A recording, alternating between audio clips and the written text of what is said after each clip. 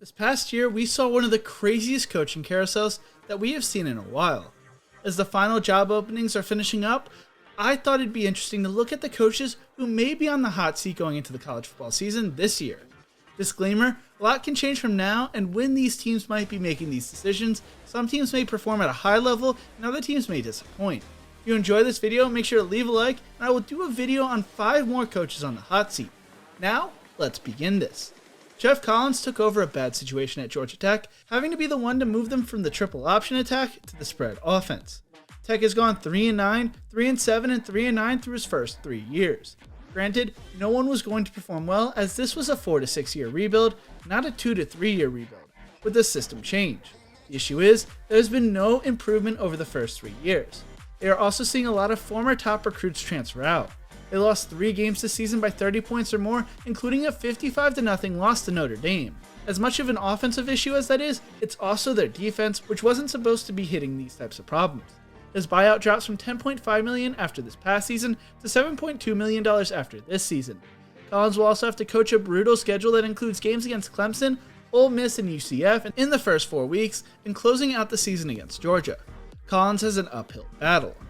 Things already don't look great for Scott Frost in Nebraska, as he restructured his contract this past November, which reduced his salary and buyout. The on-the-field failures aren't entirely Frost's fault, with him having to deal with reported infighting and conflicting leadership within the athletic department.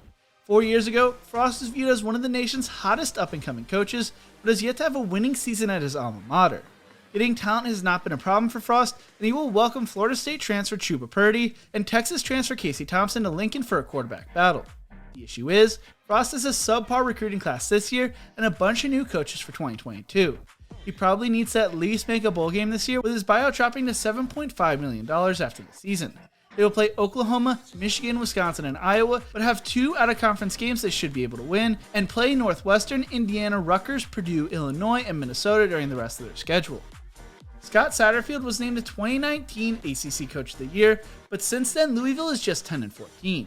The Cardinals lost close games to Wake Forest, Virginia, and Clemson in games that did come down to the final possession, and in all 3 instances, the final few seconds. The Satterfield regime has been an interesting one, including him writing a letter to season ticket holders after interviewing for the South Carolina job in December of 2020, saying, "In the days, weeks, and months ahead, I will do what is necessary to earn back the trust and support of each and every one of you. You will have a new athletic director and has struggled to recruit at Louisville, and to add even more pressure, his buyout drops to $5 million after the 2022 season. In comparison, when the Cardinals fired Bobby Petrino, his buyout was over $14 million. Hey you! Yeah, you! Which coach do you think is on the hot seat? Let me know in the comment section below. If you're enjoying this video, make sure to leave a like, a comment, and subscribe to the channel. I would really appreciate it because it really helps the video in the algorithm. Mike Norvel may be the coach that generates the most buzz as Florida State tries to dig itself out of a mess that was created towards the end of the Jimbo Fisher tenure. The Seminoles made the postseason every year from 1979 to 2017, but have missed bowl games in 3 of the last 4 years, and during Norvel's first 2 seasons as head coach. Norvel's team responded well from an 0-4 start, winning 5 of its next 7 games before a season-ending loss to Florida. Then came the National Signing Day flip of top recruit Travis Hunter, who chose to play for former Florida State star Deion Sanders at Jackson State, which sparked the Fire Mike Norvel Twitter Space conversation. Norvel does have the support of his athletic director and key donors, but will need to at the very least make a bowl game, if not do more this season.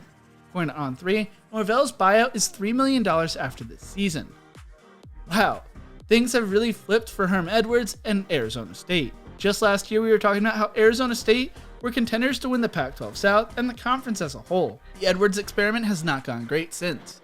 The school is under investigation for alleged recruiting violations that could lead to significant penalties. Athletic director Ray Anderson told the media back in November 2017, after firing 6th-year head coach Todd Graham, "Some folks are okay with going to the Cactus in the Sun Bowl.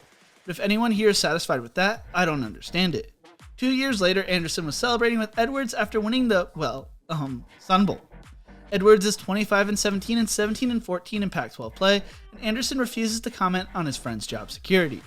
The Sun Devils paid $12.8 million to fire Graham, and Edwards' buyout is only $8 million after the 2012 season. Early on, the recruits were coming, but now they aren't. If Edwards is let go, Anderson may be let go as well. Those are just 5 coaches who are on the hot seat going into the 2020 season. But who are other coaches that may be on the hot seat? Let me know in the comment section below.